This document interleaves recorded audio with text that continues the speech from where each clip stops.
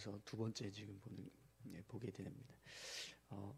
이 마가복음 6장에 나오는 이 이야기들은 각각의 주제들이 있습니다. 그죠?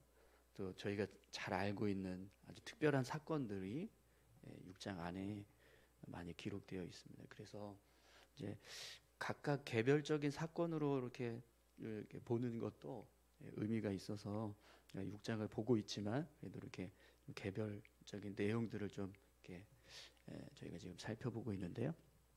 근데 6장 전체는 사실 통일되어 있는 한 가지 주제가 또 있어요. 그건 이제 마지막 본문 말씀 같이 살펴보면서 또 같이 이야기하도록 하겠습니다. 오늘은 이제 7절부터 13절까지 말씀을 중심으로 예수님께서 제자들을 파송하셨던 전도 여행의 모습을 우리가 같이 함께 살펴보기 원합니다. 복음서를 보면 예수님께서 제자들을 이렇게 파송하셔서 전도하게 하시는 내용이 두 번 이제 나옵니다.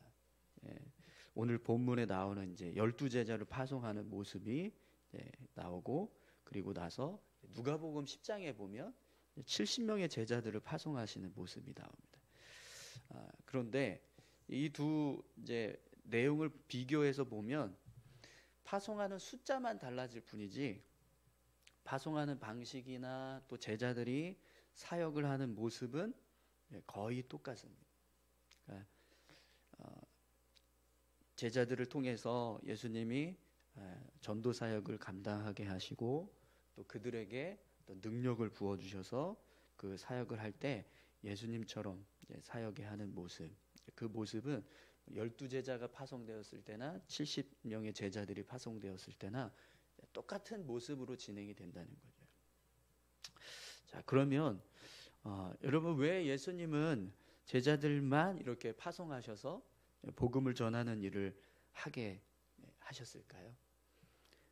이 복음을 전하게 하시는 사역은 무엇을 목적으로 하는 사역이었을까요? 이 전도 사역이 예수님께서 제자들을 훈련시키시기 위해서 하신 어떤 훈련의 일환이라는 것을 우리가 잘 알고 있습니다. 그렇죠? 이 사역을 통해서 예수님의 제자들이 제자로서의 사명을 온전히 감당하게 할 수 있도록 그렇게 하시기 위해서 이런 훈련을 하고 훈련을 시키고 있다라는 것을 알고 있습니다. 그러면 예수님께서 제자들을 어떤 훈련을 시키시기 위해서 이런 전도 사역을 하게 하셨을까요? 이들이 지금 제자로서 성장시키기 위한 어떤 훈련이라고 한다면 이 전도 여행을 통해서 예수님이 제자들에게 요구하시는 어떤 성장의 모습, 교육의 모습은 무엇을 위한 목적이었을까요? 사실 이 전도 여행의 목적은요, 예수님께서 이 땅에 계시지 않을 때를 대비하시고 예수님이 계시지 않는 동안에 예수님께서 행하셨던 사역의 모습을 그대로 똑같이 제자들이 감당할 수 있도록 하시기 위한 준비, 훈련이라고 할 수 있습니다. 예수님이 계실 때는 제자들이 함께 예수님과 동행하면서 기적도 행하는 모습을 보고 막 병 고치는 사람들을 보게 되고 막 귀신이 쫓아나가고 권능이 막 일어나는 모습들을 봅니다. 그런데 이제는 예수님이 계시지 않으면 사실은 그 사역을 누가 해야 되죠? 제자들이 감당해야 합니다. 그런데 그런 사역을 감당하기 위해서는요, 그냥 예수님께서 사역하는 모습을 지켜만 보고 있다가 옆에서 이렇게 돕는 자로만 있다가 예수님이 계시지 않은 상황에서 갑자기 그 사역을 감당하게 하는 것은 쉽지 않은 일인 거죠. 그래서 예수님이 직접 제자들에게 예수님께서 행하시는 사역의 모습과 똑같은 모습으로 사역을 감당할 수 있도록 이렇게 경험시켜주는 일을 하시는 거예요. 그래서 이 전도 사역의 이 공생의 기간 동안에 이 전도 사역이 두 번 이제 진행이 되는데, 언제 진행이 되냐면 예수님께서 공생의 그 생활을 하실 때 삶을 살아가실 때 3년 차가 되시는 해에 2번 이 일이 일어나게 돼요.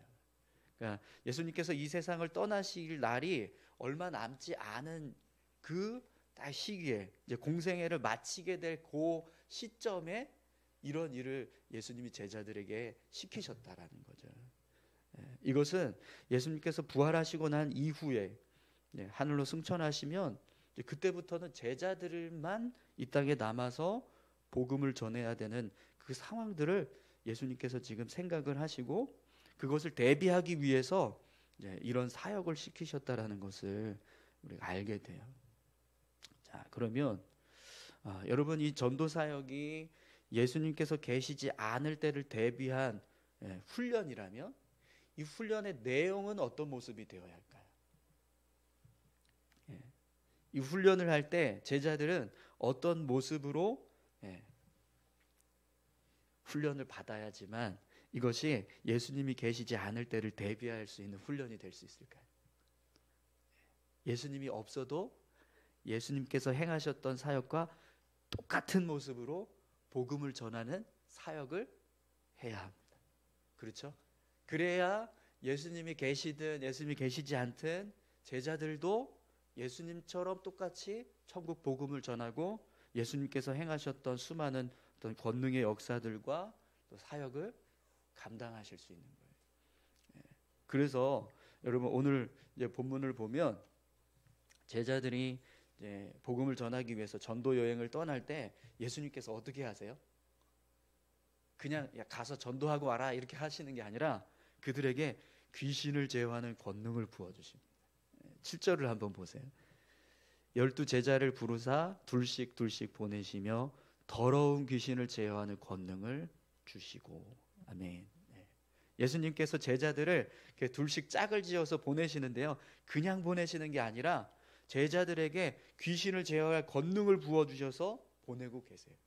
그러니까 이제 제자들이 전도 여행을 나가면 그냥 복음만 전하는 게 아니라 제자들도 똑같이 귀신을 쫓아내는 그런 권능을 행하면서 이제 복음을 전하게 된다는 거죠.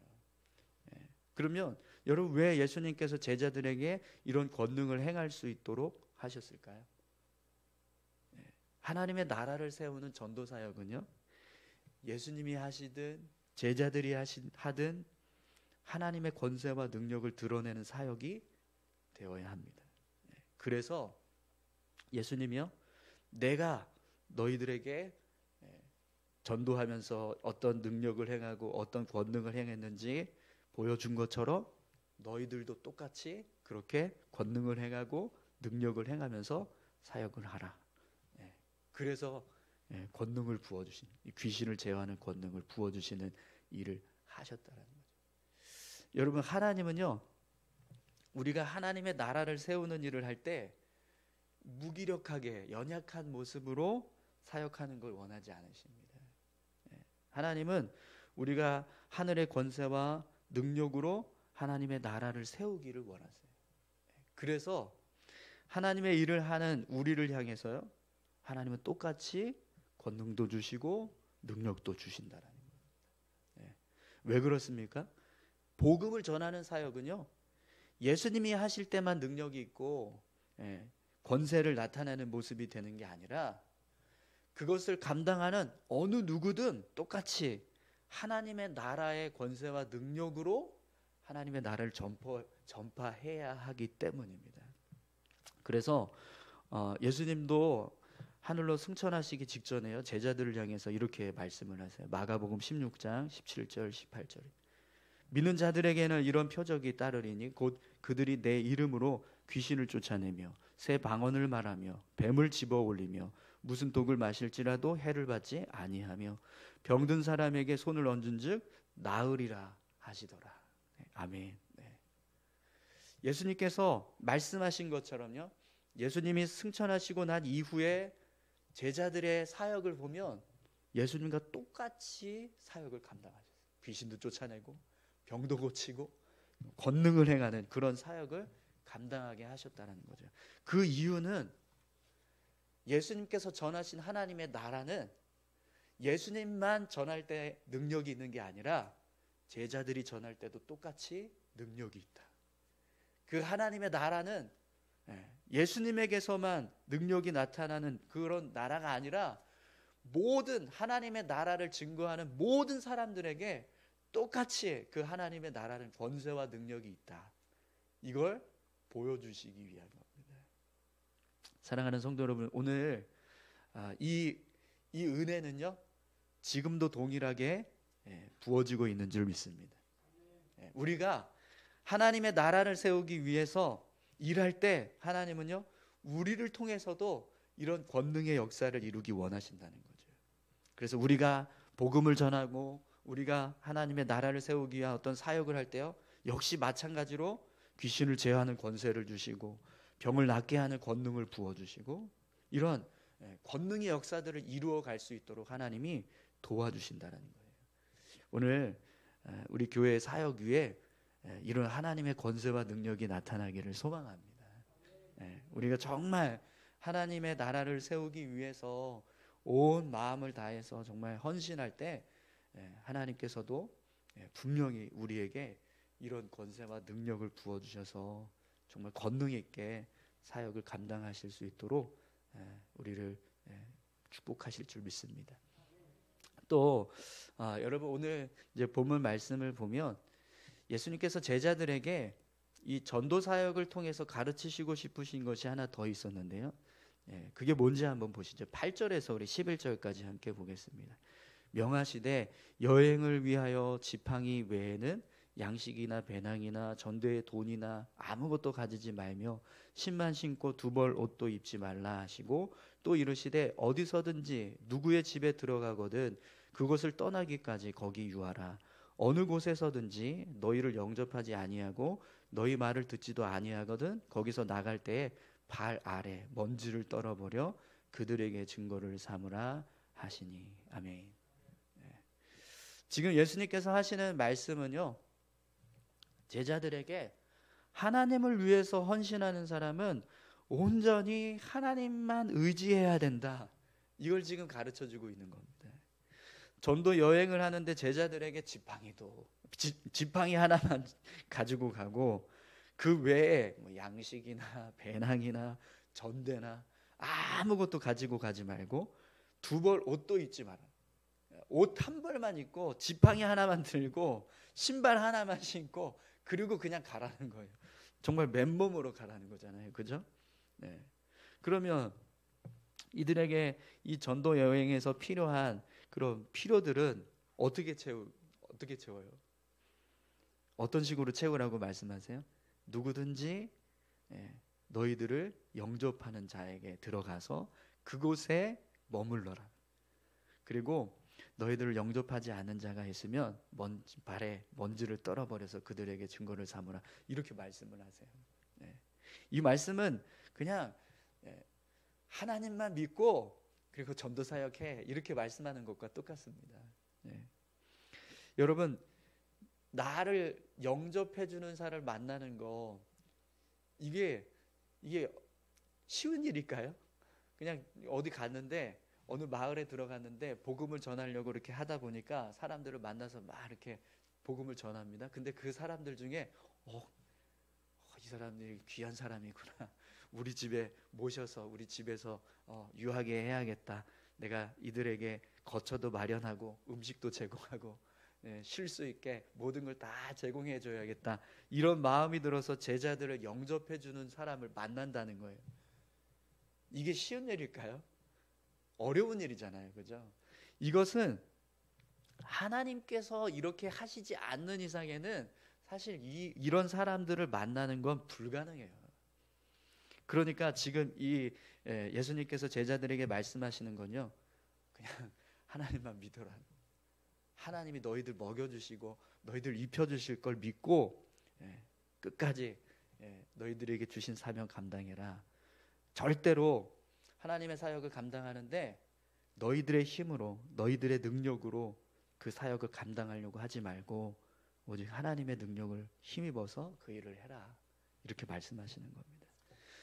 그래서 제자들이 이제 사람들을 만나서 그들을 영접해 주는 그 집에 들어가서 유하고 사역을 감당하게 되는 거죠.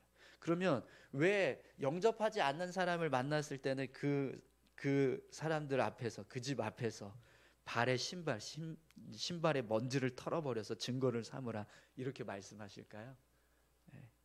제자들을 거부하는 그 모습을 하나님께서 보시겠다는 거예요.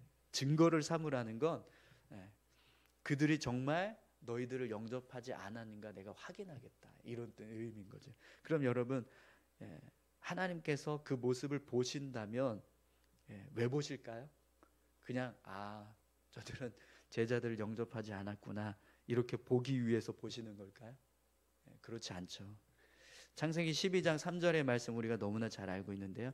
너를 축복하는 자에게는 내가 복을 내리고 너를 저주하는 자에게는 내가 저주하리니 땅의 모든 족속이 너로 말미암아 복을 얻을 것이라. 이 말씀처럼 행하시겠다라는 겁니다. 그래서 제자들을 영접해둔 자들에게는 그들에게 상응한 축복을 허락해 주시고, 또 그들을 영접하지 않는 자들에게는 그에 상응한 저주를 행하시겠다라는 거예요. 여러분, 우리가 이제 신앙생활 하다 보면 아마 이런 이야기들 많이 하셨을 겁니다. 어느 집에 가거든 늘 그 집을 위해서 기도하라, 축복하는 기도하라고. 그래서 우리가 항상 그 집에 가면 처음에 기도하잖아요. 그때 어떤 기도하세요? 하나님 이 가정에 하나님의 은혜가 임하게 하시고 또 하나님께서 축복하시는 귀한 가정 되게 해주십시오, 이러면서 저희가 기도하잖아요.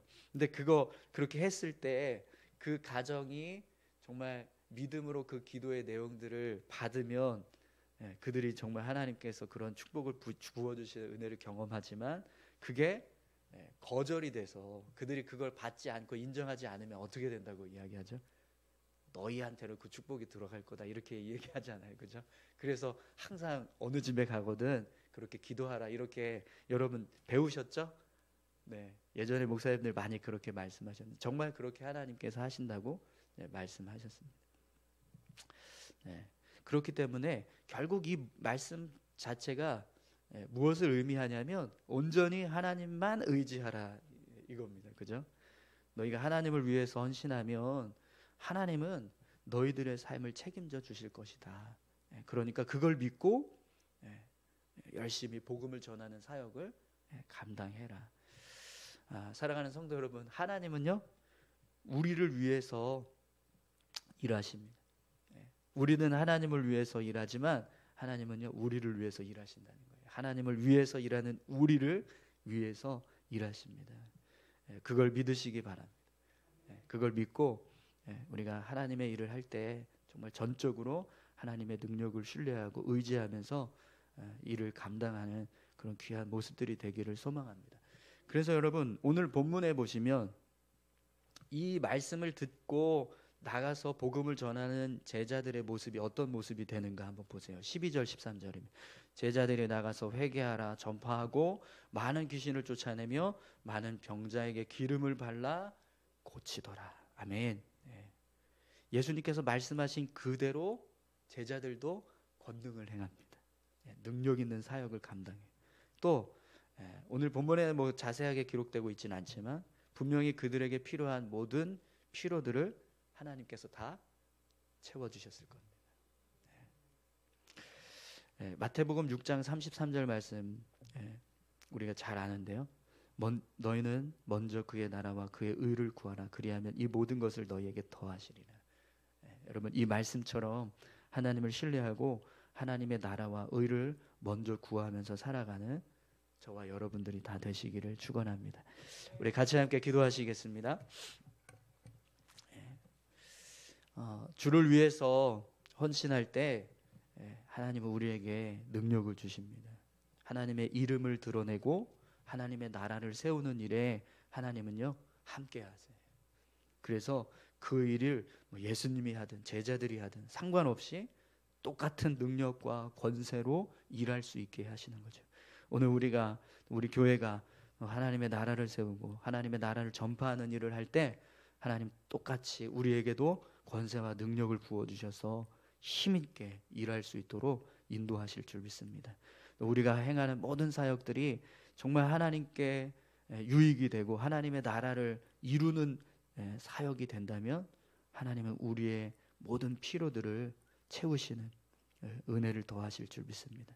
우리 교회가 그렇게 하나님의 나라를 세우고 정말 먼저 그의 나라와 그의 의를 구하는 그런 교회, 그런 성도들 될 수 있게 해달라고 우리 다 같이 함께 기도하시겠습니다. 하나님 아버지 감사합니다. 하나님 아버지, 제자들을 세우셔서 저들에게 복음을 전하게 하시는 주님의 모습을